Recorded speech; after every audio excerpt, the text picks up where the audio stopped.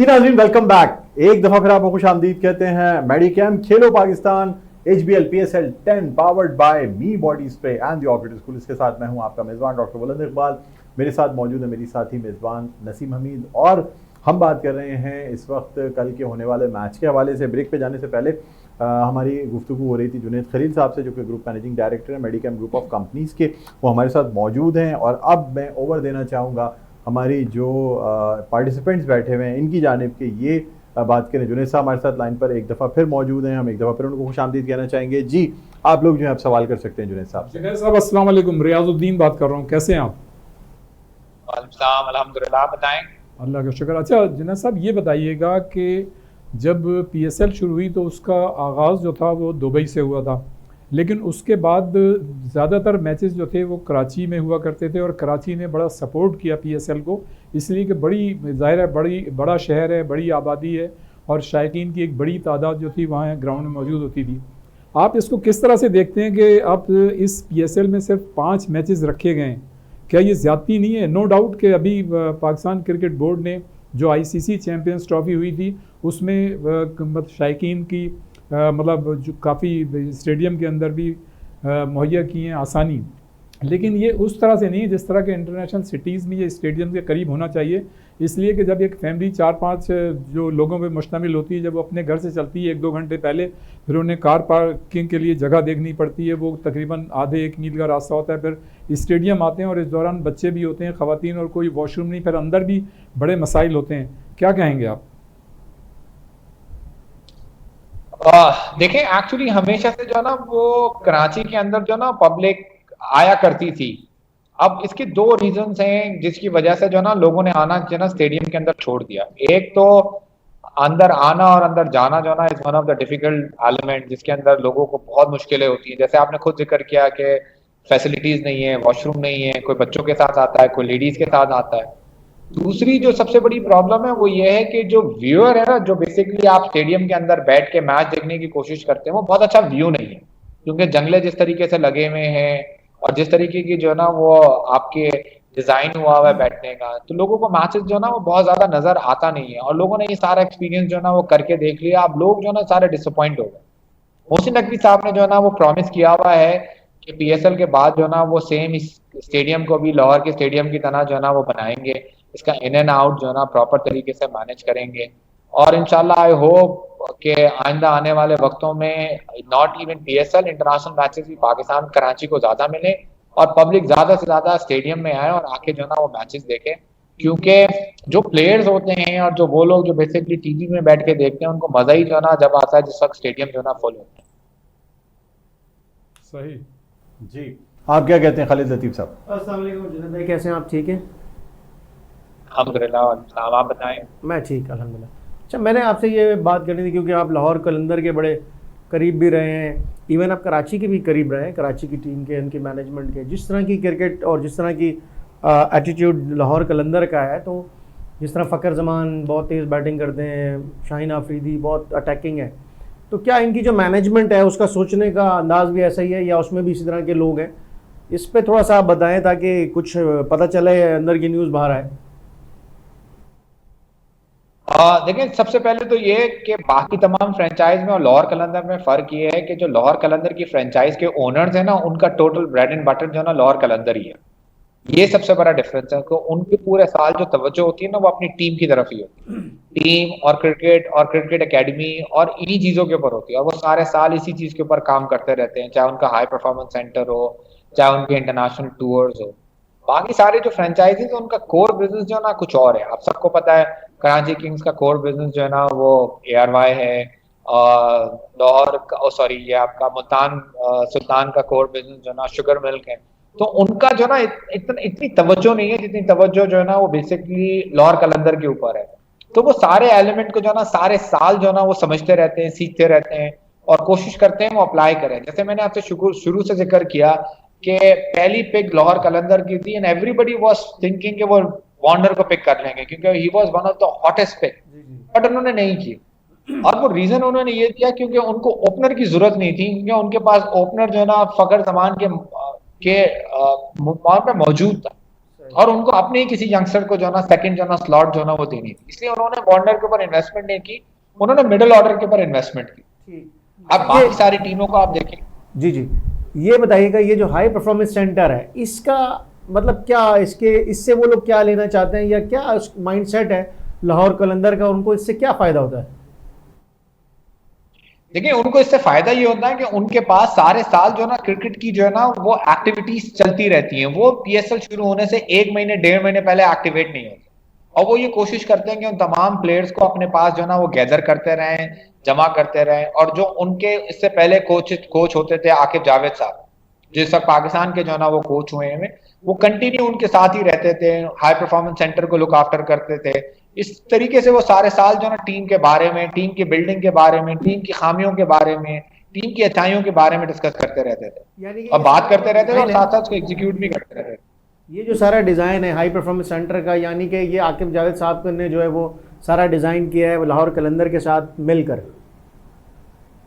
ये बिल्कुल उन्होंने डिजाइन भी किया है, थोड़ी सी लाहौर कलंदर की अपनी भी मैनेजमेंट की परफॉर्मेंस है, उनकी भी अपनी थोड़ी सी मेहनत है। असल में मैंने आपको जैसे बताया ना, उनका कोई और बिजनेस नहीं है जी, only thing they are rely on is basically Lahore Qalandar. तो वो पूरा साल सिर्फ और सिर्फ क्रिकेट के बारे में ही सोचते रहते हैं, और यही वजह है कि शुरू में क्योंकि उनकी सोच इतनी मिच्योर नहीं थी, दे वर डेवलपिंग, जब वो परफॉर्म नहीं कर पा रहे थे, और आहिस्ता आहिस्ता आहिस्ता आहिस्ता आहिस्ता आहिस्ता आहिस्ता वो आप एक ऐसे मुकाम के ऊपर आए हैं जहां पर देखें कामयाबी और नाकामी जो है ना वो किसी के भी हाथ में नहीं है, बट उनका स्ट्रक्चर ठीक है। सारी टीमें बैटिंग की तरफ इन्वेस्टमेंट करती है, लाहौर कलंदर इज दी ओनली टीम जो बेसिकली बॉलिंग की तरफ इन्वेस्टमेंट करती है, क्योंकि उनको ये पता है कि 200 रन तो बन जाते हैं बट लोग डिफेंड नहीं कर पाते। तो वो ये कोशिश करते हैं कि वो 160 170 रन वाली जो ना बॉलिंग डिफेंड करने के ऊपर इन्वेस्टमेंट करें, और वही उनकी कोशिश होती है और वही उनकी कामयाबी का राज है। जी नवीद ज़मीर साहब पूछना चाहेंगे। जी अस्सलाम वालेकुम जुनैद भाई, कैसे हैं? खैरियत से हैं आप? ठीक हैं अल्हम्दुलिल्लाह, आप बताइए। जी अल्हम्दुलिल्लाह। जुनैद भाई एक बड़ा ज़ाहिर आप भी मैनेजमेंट में हैं शामिल, बहुत सारी चीज़ों के अंदर इवेंट्स के हवाले से। सर थोड़ा सा ये बताइए कि हम कंपेरिजन करते हैं आईपीएल से पीएसएल को, तो क्या वजह है कि देखें 10वां एडिशन हमारा चल रहा है पीएसएल का, और हम उस लेवल पे तक नहीं जा पा रहे जहाँ तक आईपीएल जा चुकी है। तो क्या हमारे पास भी लोगों को हम क्या अट्रैक्शन पैदा हमें करनी चाहिए, हमारे लोगों को करनी चाहिए कि हमारा पीएसएल भी उसी तरीके से दुनिया में देखा जाए जिस तरह आईपीएल देखा जाता है? कोई सजेशन दें इस हवाले से प्लीज़। देखिए, पहली बात यह कि सबसे पहले तो हमें ये कंपैरिजन ही नहीं करना चाहिए, क्योंकि हमारा उनके साथ कोई कंपैरिजन ही नहीं है। एक तो वो 10 टीमों के साथ खेल रहे हैं और वो पूरा स्टारडम के साथ खेल रहे हैं। उनके पास इन्वेस्टमेंट और हमारे पास इन्वेस्टमेंट में ना जमीन आसमान का फर्क है। मतलब मैं जमीन आसमान भी आपके सामने कम बोल रहा हूँ, उनकी छोटी सी छोटी भी बाइंग जो ना आपके पूरे साल का जो ना वो बजट है। तो ओवरऑल हमें वो कंपैरिजन ही नहीं करना चाहिए, और हमें कंपेयर करके अपने आप को दुख पहुंचाने के अलावा कोई हम काम कर ही नहीं सकते। और ये हमारी गलत फहमी है कि हम खामा उनको जो ना वो हमेशा जो ना इस चीज के बारे में कहते हैं कि जी आईपीएल के बाद पीएसएल है। आप देखें ना, इवन बिग बैश आईपीएल को कंपेयर नहीं कर सकती, सीपीएल आईपीएल को कंपेयर नहीं कर सकती। आप इवन इतनी बड़ी लीग जो यूई के अंदर जो ना ऑर्गेनाइज हुई, जिसके अंदर बेइंतहा किस्म का पैसा जो ना उन्होंने बांटा, वो उनको कंपेयर नहीं कर सके। तो उनका जो पूरा इंफ्रास्ट्रक्चर है ना, वो पूरा इंफ्रास्ट्रक्चर जो ना बिल्कुल डिफरेंट है, हमारा वो इंफ्रास्ट्रक्चर ही नहीं है। और हमें बिल्कुल अपने आप को कंपेयर नहीं करना चाहिए। हमें अपने इंफ्रास्ट्रक्चर के ऊपर हमें अपने इंफ्रास्ट्रक्चर के ऊपर ये शुक्र अदा करना चाहिए कि हम दुनिया की बेस्ट टॉप 3 लीग्स में से एक मौजूद है। Number 1 no doubtly is IPL, number 2 either is Big Bash, either is PSL, और आइदर इज समथिंग एल्स। ये हमारे लिए जो ना बहुत बड़ी अचीवमेंट है। और हाँ, इसको हमें इम्प्रूव और कैसे करना चाहिए? सबसे पहले तो हमें डोमेस्टिक के ऊपर पैसे खर्च करने चाहिए ताकि हमारा डोमेस्टिक का इंफ्रास्ट्रक्चर ठीक हो। दूसरा, हमें डोमेस्टिक के ऊपर अच्छे कोचेज जो ना वो लगाने चाहिए ताकि हमारा डोमेस्टिक का लेवल अच्छा हो। तीसरा, हमें ग्राउंड्स के ऊपर पैसे लगाने चाहिए ताकि हमारे ग्राउंड का इंफ्रास्ट्रक्चर जो ना अच्छा हो। चौथा, हमें बेसिकली लोगों को लाने का, लोगों को बैठाने का, जिस तरीके से पहला सवाल मुझसे पूछा गया, वो पूरा इंफ्रास्ट्रक्चर हमें ठीक करना चाहिए। मैं मेलबर्न के अंदर मैच देखने के लिए गया, 1 लाख लोग जो ना मेलबर्न स्टेडियम के अंदर फाइनल के अंदर मौजूद थे, जिसके अंदर 90% पाकिस्तानी और इंडियंस बैठे हुए थे। It took us only 2 to 3 minute from 4th floor to ground floor to the road to come out. ये डिफरेंस है जो ना उनके इंफ्रास्ट्रक्चर में और हमारे इंफ्रास्ट्रक्चर में। ये है कि हम 20,000 लोगों को भी सही तरीके से कैटर नहीं कर सकते। ना हमारे पास वॉशरूम मौजूद है, ना हमारे पास खाने पीने का सामान मौजूद है, और हमारे पास जो ना किस तरीके से लोग जो ना ग्राउंड में आएंगे और किस तरीके से तमाशाई, जब तक ग्राउंड में नहीं आएंगी आपकी लीग अट्रैक्टिव नहीं होगी। ठीक है। अच्छा जुनेद भाई, अब चूंकि आपसे मैं जानना चाहूँगा एक और मैच जो आज होने वाला है इस्लामाबाद यूनाइटेड और मुल्तान सुल्तान्स के दरमियान, ये भी एक अहम मैच समझा जा रहा है। और इस्लामाबाद के लिए तो आपने पहले ही कहा है कि जिस तरह इस्लामाबाद की टीम खेलती है कोई और टीम ऐसा नहीं खेलती। क्या प्रिडिक्शन है सर, क्या समझते हैं इस मैच के हवाले से? देखिए ओवरऑल जो है ना आपका मुल्तान जो है ना बहुत ही स्ट्रांग जो है ना बैटिंग लाइनअप से जो है ना वो आती है, और उनके पास जो है ना वो बहुत अच्छे जो है ना वो एग्जीक्यूटर जो है ना वो मौजूद है। मुझे इस दफा मुल्तान में ना एक चीज की कमी नजर आई कि जो उन्होंने उस्मान खान को जो है ना बेसिकली ओपनिंग से जो है ना वन डाउन स्लॉट्स की तरफ जो है ना वो डाल दिया। I think he deserve to play as an opener, और हमेशा से मुल्तान के अंदर वो अच्छा परफॉर्म करते हुए आ रहा था। इनफैक्ट उसने 2 सेंचुरीज भी जो ना वहां पर स्कोर की। उसको वन डाउन पे नहीं खेलना चाहिए था, और वो फ्री फ्लो बैट्समैन है और वो जिस वक्त चलता है तो मैच वन साइडेड कर देता है।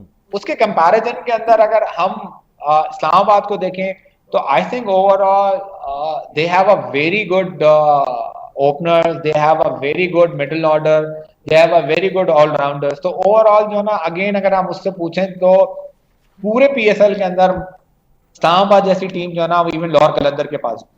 नहीं साहब, बिल्कुल आप सही कह रहे हैं। जिस तरह से हमने देखा है कि अभी आज जो मैच होने वाला है तो सबसे ज़्यादा जो पहले बैटिंग करेगा रन्स बनाने के लिए, अगर वो टफ हदफ देता है तो आपको लगता है कि अगर पहले बैटिंग इस्लामाबाद करे या मुल्तान सुल्तान करे तो वो मुश्किलात हो सकती हैं उनके लिए जो दूसरे सेकंड पे बैटिंग करेगा?